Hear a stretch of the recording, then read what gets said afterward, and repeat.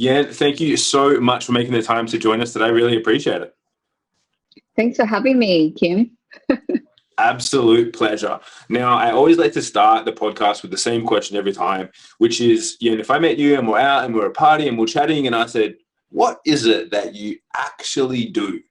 What's your go-to answer? You know what's funny? I've listened to a few of your podcasts and I keep having to think this question through because depending on different people I talk to, I give them that kind of answer. So if someone asks me and they're male, I don't get too much into it. I just say, oh, I run an e-commerce business. But if a female asks me, I'd be like, hey, I run like a beauty business and a waist trainer business. So that's pretty much what I do. Yeah. So us guys, we can't be interested in beauty. Is that Yeah. what you're saying? Like these guys, they don't care about the beauty stuff. Because then they wouldn't know what to talk about. So I just, I'm in the beauty industry in e-commerce. So I just sell beauty products. That's kind of like what I say. Mm. And so, because you were already killing it before, like we've known each other for a while, and before you were killing it with a lot of your beauty products, and then you decided to release a new product. So tell us a little bit about that journey, because obviously you're already killing it with one, and it was blowing up and doing really well, and then you decided to release this new product. Number one, why? Why did you decide to go and bring on another one and give yourself more stress and pressure inside of a business? Why did you decide to do that? It's actually really exciting because I find that it really keeps me motivated in business when you're always finding new challenges to challenge yourself with. I know my first business was a failed business, but when I launched my second business, which was billionairebeauties.com, I was able to crush it. So I think I started the business when I quit my job at 25 and I went full time into Billionaire Beauties to launch that business, which is color contact lens. Still, I added the lashes, and that really has been sort of my success business throughout the years. So because you get kind of bored with as you progress and then as you get older and, I hit my 30s, I'm not in my early 20s anymore. So different products kind of intrigue me better. So every time I want a sort of a product and then it's not on the market, I want to go out there and then create it. So that is when Curve Sculpting came alive.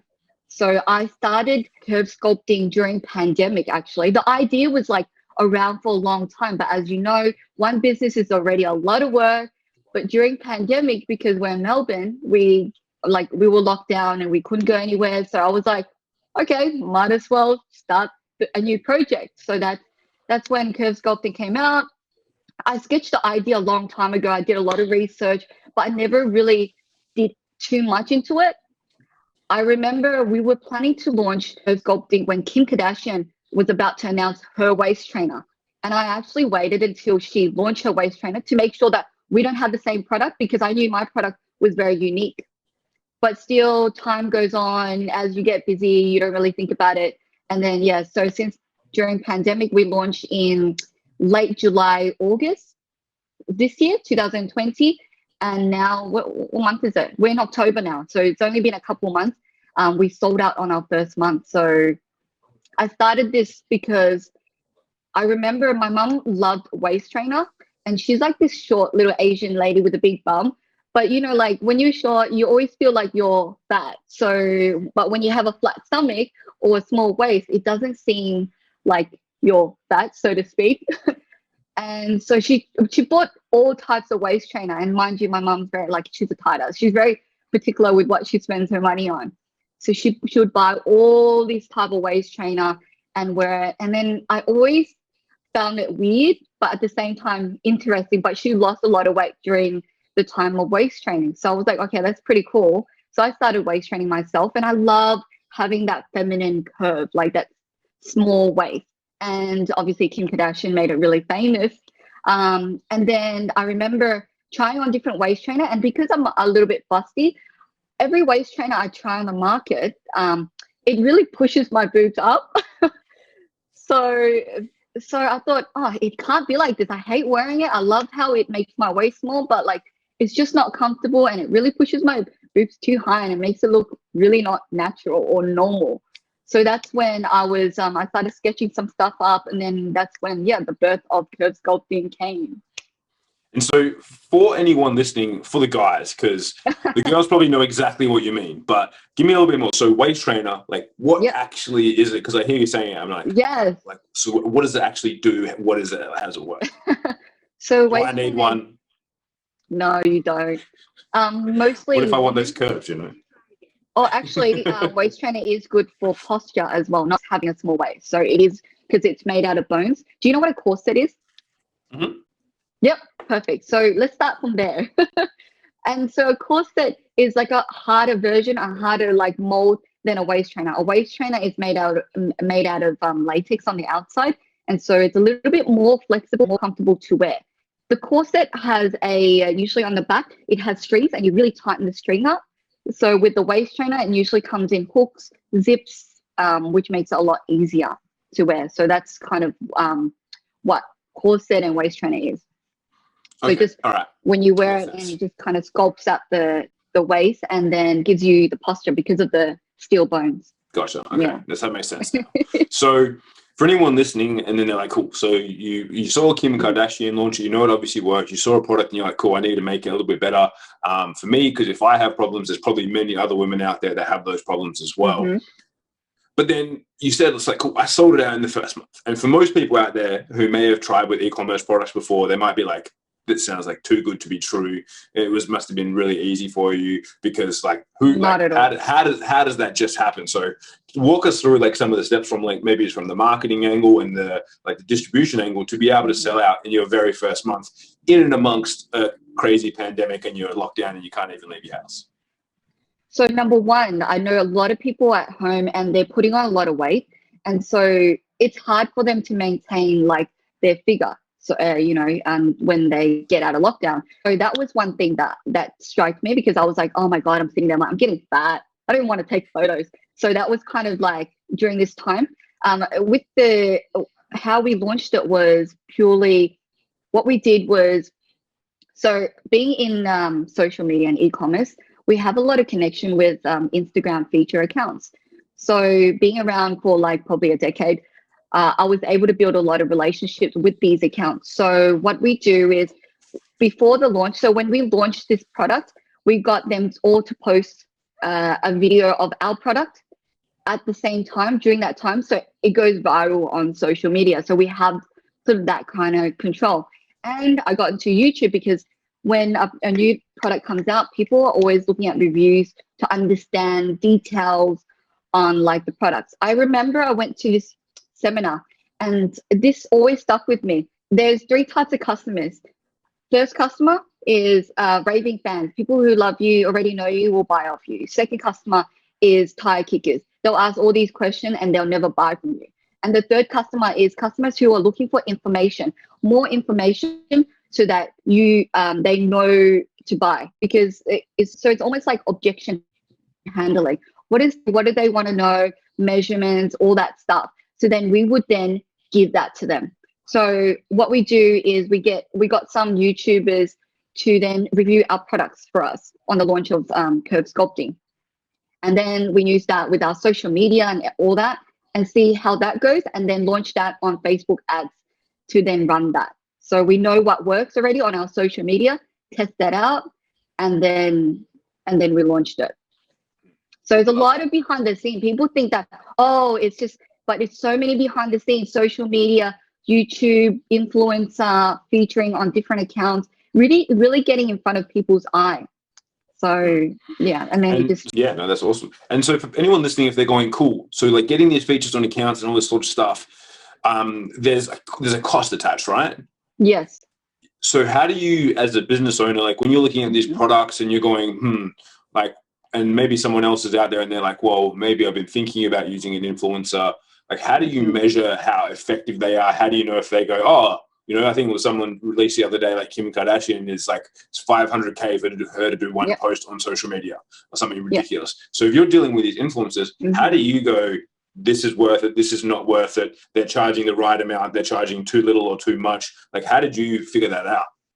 I definitely, coming from so my family was never rich. So coming from a so-called poor family, I do have the mentality to really budget, because When you have a mom like, how much you get that for? I can get that for cheaper. You really have that mentality to really negotiate, find out the cost, and not splurging your money. So that was a benefit as well. So I did a lot of research with a lot of bloggers, YouTubers and all that, and I'll get different quotes. And then I'll think of like, okay, well, this is how much she paid for. How many orders would I have to make to cover that? And see the engagement on the type of product they did, and see the videos and really look at all the videos. Say, for instance, we got one of our YouTubers. I looked at all her videos, and is her audience watching her, my audience? So then I'll look more into that. I'm like, okay, they really engage really well with this type of product. So I'm like, okay, great. So let's invest in her. And then I'll get different quotes from different bloggers who are the same audience. So like this person is friends with this person, with this person. So then that gives a more impactful reaction, because there's, how, say for instance, you're in the social media, you're in the personal development industry. And if you see, Tony Robbins talk about something, and you see John DeMartini talk about something, and then you see and then it all of a sudden has this impactful influence on you.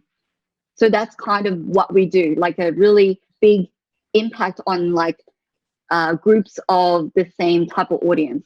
So the same followers are following these type of bloggers. So for you, what's your most important metric that you would look at? So for example, do you look at and just go, oh, cool, they want to charge 1,000 and they have 100,000 people, so it means we pay X per 1,000? Or do you go, well, this person might charge 500 and only have 10,000 followers or viewers, but they all seem to be really, really good people? Like, what's your kind of like, do you have like a metric where you go, this is what I'm looking for exactly type thing? Or? So here's the thing. Back then, I really cared a lot about how many followers influencers have. But right now that I'm a little bit more in the social media thing, I thought, oh my God, they have to have millions of followers, because then they'll charge a lot. But it's more like micro influencers with high engagement. So you see their videos can easily go viral. They don't have to have a lot of subscribers. For instance, one of our YouTube bloggers who did a video for us for contact lens, she has, probably 10,000 subscribers. And many of her videos didn't get much views, but the one video in the industry, like she did another contact lens one, and that went viral. So we're like, okay, well, her followers really like that type of post. So then we reach out to her. So it's really not about how many followers, it's about how they engage and if their audience like that type of product that they put out. So that's what we look for now.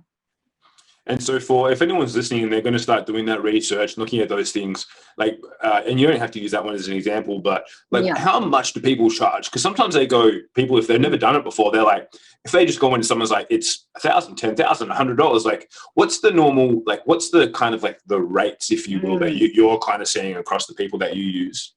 That's really, it's a big variety. Like, say, for instance, they have not that much of following on Instagram, but they have a huge following on YouTube, which makes their Instagram, even though their following is not that much, the engagement is really high. So then it all comes down to engagement again. So it really depends, honestly, because now there's TikTok now. So now we're looking at bloggers in TikTok, and they have no idea, because they're just like everyday people who just do videos that go viral. It's nothing fancy. They don't know how to edit videos, but they know how to do TikTok. So you got to really see for what it is. You got to judge it for yourself, and do your research. I think that's the biggest one. So are there any pitfalls that people need to be careful of and wary of when they're going into this? Is there anything where you go like, this is a red flag for you now when you're going and looking and assessing people and going, oh, like maybe we can reach out to them? Is there anything that you go, this is a red flag that maybe other people may not know? Because as you said, you've been doing this for a while now, so you've got the experience and you probably know straight away, like, no, not looking at these people. Is there anything that's a red flag where you go, stay away from this type of influencer? So say, for instance, because we just launched Curve Sculpting, which is a waist trainer, it's really hard to sort of determine when, say, for instance, you see a blogger and they show a lot of their body, like, a lot of nudeness. And you're like, okay, great. Oh, I'm going to get this influencer because she has so many following. But then if you got to look back again, like, how many of those are male? So you got to really determine that. And then what another thing that I actually look for is, say if an influencer reach out to us, yes, they have 100,000 or a couple 100,000 following. And then I look through their Instagram, and then I see like a lot of the males commenting or like random businesses. And then I would go, okay, because you're going to look out for the engagement pods. Like if they're just seeing engagement pods and other businesses commenting on them. So then I would go in and look at the accounts, and how you figure this out is you click on the business and you go to their page and see if they comment back on their post. So that's kind of like how I determine things, because you can see, oh, there's so much comments, but is it legit from their customers asking how much, what's this product? Or are they just another brand who was in an engagement pod just commenting? So there's so much to it though. It's really fun. So the people would really take the time. So it's like, don't just go, oh, I want to use influencers, and then, oh, this guy says $1,000, great, pay it. You've got to do that research. You've got to go down a few layers. Yeah. You can't just be like, all right, yeah, cool, let's do it. So all of them work exactly as you wanted to when you started using them. Absolutely not. So with influence, with influencers, I remember for our launch of our Otaku lens, I said, oh, I want to make it renowned. So we sent it to many influencers, because throughout the years, you would know we have a lot of influencer, and then we send it to all of them. But here's the thing, say you send 100 out, there could be only 20 that post for you, because there's no guarantee, there's no obligation, and you just got to suck it up. At the start of early days in my business, I was like, oh, but you said this, and then you don't want to get into that fighting with the and making them feel obligated, because then you're leaving a bad impression on your brand. So you just gotta have to invest, see if they're gonna post it or not. And I forgot to answer your question actually about the money thing. So say for instance, I did a lot of research and I reached out to certain bloggers. Say for instance, I remember there's a lot of bloggers who have agency, and when they go with agency, their price is like ridiculous. I rather go directly to them and then see if they like our product. Because if they don't like it, they just want it for the money, and that's going to charge us a lot of money. So I remember getting ridiculous like quotes like $10,000 for like an Instagram story, or $10,000, $15,000 for like an Instagram TV.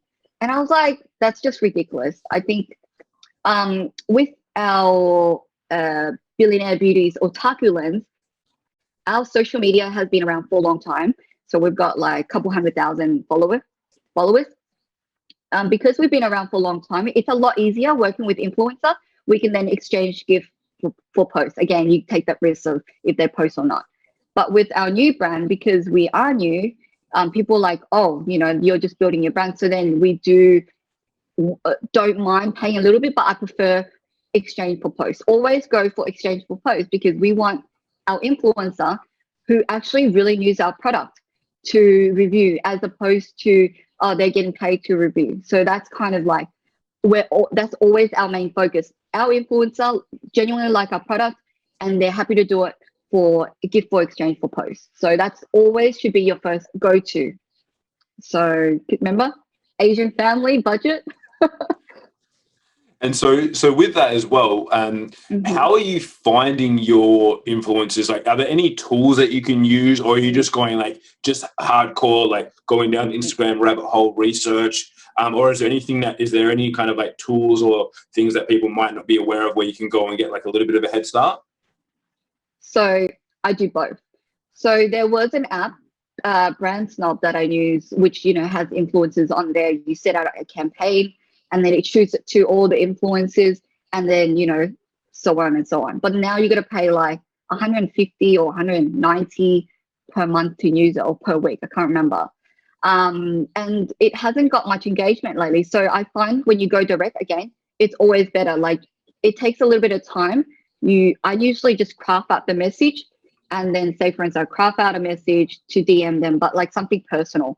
And then I'll crop out whatever it is, and then put their name in it. So always take the time to put their name in it. So it's like a cover letter when you're applying for a job. So same concept. So another way, usually what I do is I go to where my audience follow. Like, say for instance, I know my audience like to shop at Bali Body. say for instance, and then I'll go to Bali Body and then see the influencer, and then I'll like find out their influencer and reach out to them because that's the same audience. So then that's something I would do to reach out to find out what type of influencer to go for. So that's a really good example. But otherwise, yeah, all these other accounts that you know that your followers follow. Same concept with the influencer thing.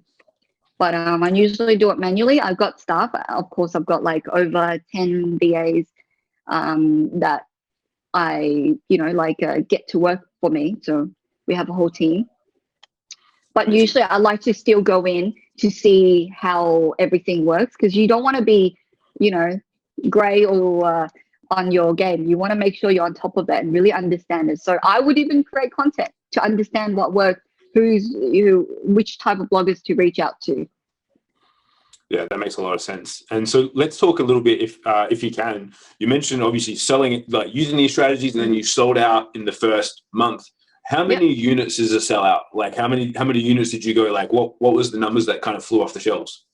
So I think about 200, but then bear in mind my products are over $100. And then when you start any business, like, because this is like my third business now, I didn't buy, you're right, I didn't buy a whole bunch of stock, because that's just, I want to test the idea of the products out and see if your products sell. Even though my product is unique, even though I think it's amazing, I still want to put it out there, see what the audience say about it, what to improve, and then I'll stock more, because that's just a smarter way to do business now. Yeah, 100%. Yeah, the worst thing I've ever seen is when people are like, "Oh, my product's going to be amazing," and they buy like 6 sea containers worth of it, and then rocks up. Kind of not their fault. Yeah, because they're like, oh, sometimes with manufacturers, they're like, no, you have to buy 10,000 unit or 100,000 unit. Yeah, but they got to have negotiation skills like you, right? Yeah, exactly. They got to have those skills to be able to do that. Yeah, exactly. You learn over time. I love that. Now, as we get towards the end of our time here together, I always like to ask the same question at the end of the podcast, which is, what's the question that I haven't asked you that I should have? Where do you see yourself running? Where do you see Curve Sculpting going? Or what new things or new ideas? I'm going to take Curve Sculpting. Beautiful. Fill me in. What's the answer? So with Curve Sculpting, I'm planning to launch so I think I said this in blogs, I haven't said it here, but usually all my products is a reflection of my own life. So because I'm like, oh, I'm getting fat, I'm going to use a waist trainer. And so like, say for instance, in a couple of years, if I have kids, I'll then get into pregnancy products and then swimwear, everything to really sculpt out the curves. That's kind of like the goal of our branding. So yeah, and then so pregnancy products, shapewear, more on shapewear, and like fashion as well. That's something I really want to do, like getting into fashion, bringing like the curve into every fashion piece. So yeah, that's what, yeah. Amazing. And so for anyone that's listening going like, awesome, like number one, maybe they want to find out more about the sculpt wear, or number two, maybe they want to know more about just you. Where's the best place for people to connect with you online? You can find me on Instagram, in Japney on Instagram. I try not to click too much. Or Curve Sculpting on Instagram, Curve Sculpting. And then just shoot us a message or So guys, we'll put all the links to that in the show notes. So we'll connect you up with Yen. We'll put all the links to her profiles and everywhere, so you can connect and find out more about what she's up to. Absolutely love her. Thank you so much for spending time with us today. And guys, if you listen to this and you enjoyed it, maybe you know someone who's got a product-based business, they're considering using influencers, or they want to grow their business, and you want to get some insights from someone like Yen who's got a heap of experience, please make sure to share this episode with them so that they can find out more and hopefully avoid some of the mistakes that people make over time when they're just trying to grow their businesses at the beginning. But yeah, and thank you so much for joining us. Really appreciate you making the time. Thanks for having me. Thank you. Thanks, Kim.